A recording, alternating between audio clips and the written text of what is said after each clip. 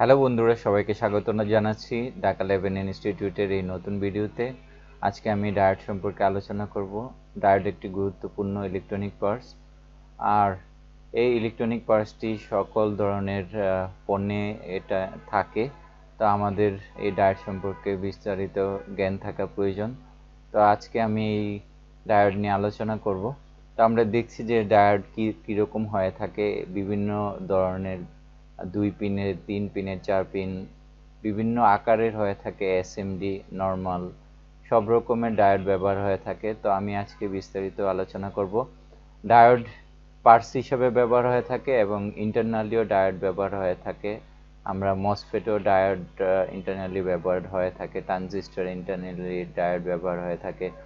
তো বিভিন্ন আইসিতেও ডায়োড ব্যবহার হয়ে থাকে। তো আমাদের ডায়োড সম্পর্কে জ্ঞান থাকা খুবই প্রয়োজন। তো আমি আজকে ডায়োড নিয়ে আলোচনা করব। এখন আমি দেখাবো কিভাবে ডায়োড কাজ করে।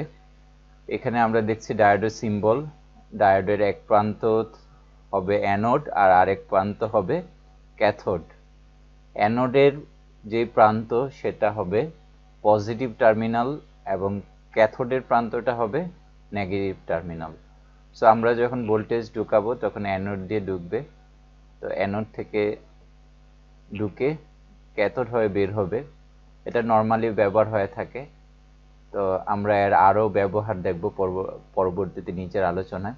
তো আমরা এখানে দেখছি যে ডায়োড কিভাবে ব্যবহার হয়ে থাকে। ফরওয়ার্ড বায়াসিং হিসেবে ব্যবহার হয়ে থাকে, যেমন অ্যানোড থেকে ক্যাথোডে যাবে, ভোল্টেজ অ্যানোড থেকে ক্যাথোডে যাবে। আর রিভার্স যদি হয়ে থাকে, তো অ্যানোড থেকে ক্যাথোডে যখন যাবে সেক্ষেত্রে পজিটিভ ভোল্টেজটা যাবে। আর যদি রিভার্স বায়াসিং হয়ে থাকে তাহলে ক্যাথোড থেকে অ্যানোডে যাবে কিন্তু নেগেটিভ সিগন্যালটা যাবে। তো এখানে আমরা দেখলাম যে ফরওয়ার্ড বায়াসিং এবং রিভার্স বায়াসিং দুইটাই এখানে দেখলাম। তো ডায়োড কত প্রকার হয়ে থাকে তো আমরা এখন দেখব। প্রথমে আমি দেখাচ্ছি সেমিকন্ডাক্টর ডায়োড। ফার্স্ট যেটা ব্যবহার হয়ে থাকে যে অ্যানোড ক্যাথোড সিম্বলটা এটা, আর এই ধরনের স্ট্রাকচার এরকম হয়ে থাকে। আবার এসএমডি হলে একটু ডিফারেন্ট হয়ে থাকে, চার কোণার মতো হয়ে থাকে এসএমডির ক্ষেত্রে, যেটা ল্যাপটপ ডেস্কটপ ব্যবহার হয়ে থাকে। আর এগুলো ব্যবহার হয়ে থাকে টিভি, প্রিন্টার, বিভিন্ন বোর্ড, এসএমপিএস এর ব্যবহার হয়ে থাকে। তো সেমিকন্ডাক্টর ডায়োড যেটা, এটা খুবই ইম্পর্টেন্ট আর এটাই বেশি ব্যবহার হয়ে থাকে। তো তারপরে রয়েছে জেনার ডায়োড। জেনার ডায়োড একটি গুরুত্বপূর্ণ ডায়োড, যার অ্যানোড থাকবে এবং ক্যাথোড থাকবে। তো কিন্তু একটা নির্ধারিত পরিমাণ ভোল্টেজ এই জেনার ডায়োড আসলে ধরে রাখবে। তো পরবর্তীতে আমরা জেনার ডায়োড নিয়ে আরো আলোচনা করব। তারপরে তৃতীয় নাম্বার রয়েছে ফটো ডায়োড। ফটো ডায়োডের সিম্বল হবে এরকম, আর ফটো ডায়োড সাধারণত এরকম আকারের হয়ে থাকে। বোর্ডে আমরা দেখব, বিভিন্ন বোর্ডে। তারপরে রয়েছে LED diode. LED diode anode cathode এই ধরনের সিম্বলটা থাকবে, অ্যারো থাকবে উপরের দিকে। ফটো ডায়োডের নিচের দিকে অ্যারো, আর এলইডি ডায়োডের ক্ষেত্রে উপরের দিকে থাকবে অ্যারো চিহ্ন। আর এখানে বিভিন্ন কালারের হয়ে থাকে। আমরা জানি যে আমরা যখন ল্যাপটপ বা ডেস্কটপ বিভিন্ন পার্টসের আমরা পাওয়ার দিই, পাওয়ার সিগন্যাল, পাওয়ার লাইট, রিসেট লাইট, বিভিন্ন লাইট যেগুলো দেখি এগুলো আসলে এলইডি ডায়োড দ্বারা তৈরি হয়ে থাকে। তো তারপরে রয়েছে সিগন্যাল ডায়োড। সিগন্যাল ডায়োডের সিম্বল এটা, আর সিগন্যাল ডায়োড আমরা যেভাবে বোর্ডে ব্যবহার হবে মানে ব্যবহার হয়ে থাকে এরকম থাকে। তো আমরা দেখলাম যে কি ধরনের ডায়োড কিভাবে ব্যবহার হয়ে থাকে, কিরকম এদের সিম্বল এবং বাস্তবে কিরকম কিভাবে ব্যবহার হয় সেই বিষয়টা আমরা দেখলাম। আমরা এখন দেখব প্রত্যেক ডায়োডের কার্যাবলী, কিভাবে প্রত্যেকটি ডায়োড কাজ করে। তো প্রথমে আমরা দেখছি সেমিকন্ডাক্টর ডায়োড, বা এই ডায়োডকে রেকটিফায়ার ডায়োডও বলা হয়ে থাকে। ইহা এসি সাপ্লাইকে ডিসি সাপ্লাই রূপান্তরিত করে। তো সেমিকন্ডাক্টর ডায়োড অনেক ক্ষেত্রে ব্যবহার হয়ে থাকে। তারপরে রয়েছে যেটা জেনার ডায়োড। ইহা আউটপুট সাপ্লাইকে ফিক্সড করে, বেশিরভাগই রিভার্স বায়াসড ব্যবহার হয়। তারপরে রয়েছে ফটো ডায়োড। লাইট পাওয়ার পর এই ডায়োড কাজ করে। লাইট যখন এর উপর পড়বে তখনই এই ডায়োডটি কাজ করে। বেশিরভাগই রিভার্স বায়াসড ব্যবহার হয়ে থাকে। তারপরে রয়েছে এলইডি ডায়োড। এই ডায়োড লাইট জ্বালায়, যেমন লাইট জ্বালায় বলতে আমরা বিভিন্ন laptop, desktop, printer, LED TV. তো আমরা পাওয়ার বাটন ক্লিক করার পর যে লাইটটা জ্বলে, বিভিন্ন রকম লাইট আছে, অন হওয়ার পর বিভিন্ন লাইট আসে, এটাকে এলইডি ডায়োডের মাধ্যমে লাইটটা আনা হয়। তো এই ক্ষেত্রে এলইডি ডায়োড ব্যবহার হয়ে থাকে। তারপর রয়েছে signal diode. Signal diode signal ডিটেকশনের জন্য ব্যবহার হয়ে থাকে। ইহা শুধু গ্লাসের তৈরি, একটি গ্লাসের মাধ্যমে এটা তৈরি করা হয় সিগন্যাল ডায়োড। তা আমরা দেখলাম কিভাবে বিভিন্ন প্রকার ডায়োড কাজ করে। আমরা এখানে দেখব 3 পিন ডায়োডের 3 পিন ডায়োডের ইন্টারনাল স্ট্রাকচার। তো আমরা এখানে দেখছি, তো উপরের পিন যেটা থাকবে সেটা ক্যাথোড থাকবে, আর নিচের পিনটা থাকবে অ্যানোড। তো আমরা যখন মাপ দিব মাল্টিমিটার দিয়ে, তখন আমরা এটা বুঝে ফেলবো যে কোন পিনটা অ্যানোড, কোন পিনটা ক্যাথোড। আর একটা ডান পাশে পিনটা থাকবে এনসি, নট কানেক্টেড, কানেকশন থাকবে না এটা।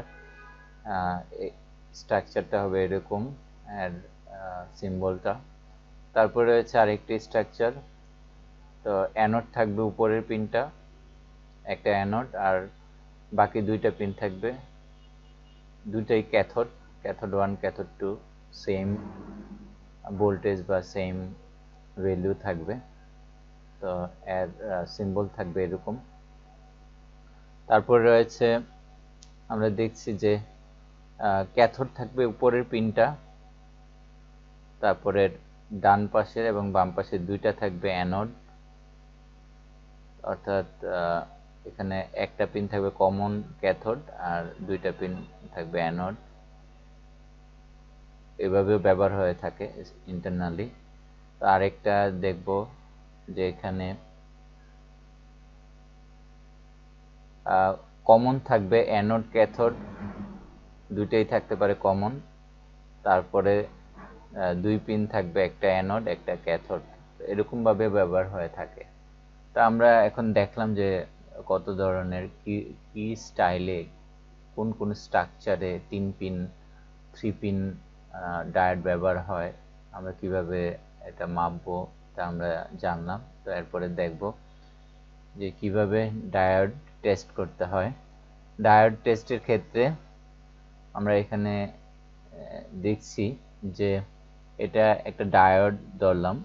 ডায়োডের এটা হচ্ছে অ্যানোড আর এটা হচ্ছে ক্যাথোড।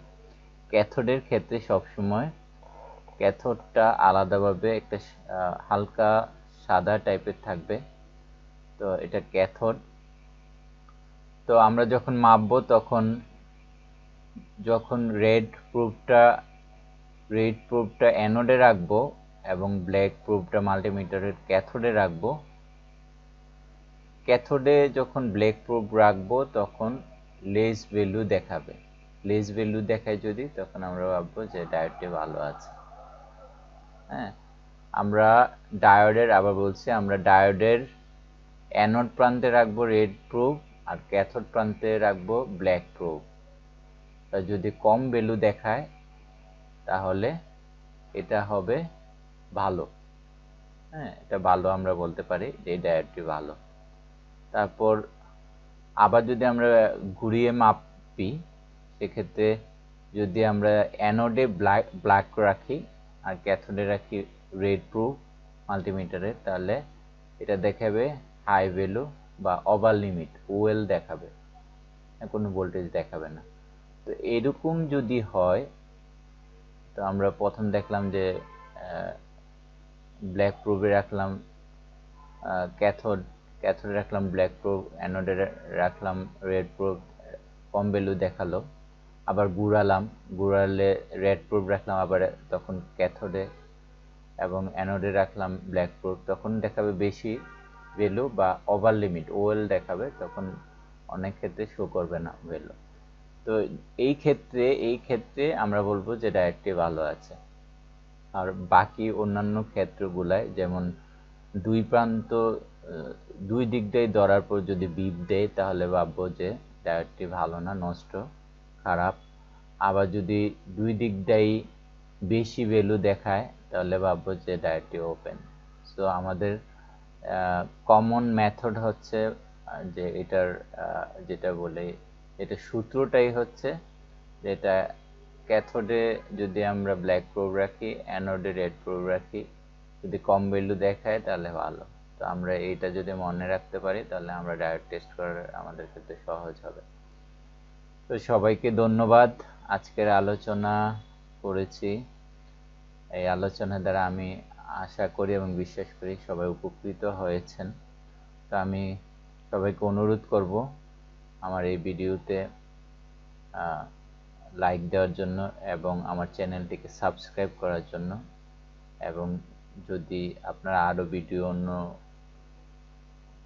কোনো ধরনের ভিডিও চান সেক্ষেত্রে আপনারা কমেন্ট করে আমাকে জানাবেন, তাহলে আমি ভিডিও তৈরি করব।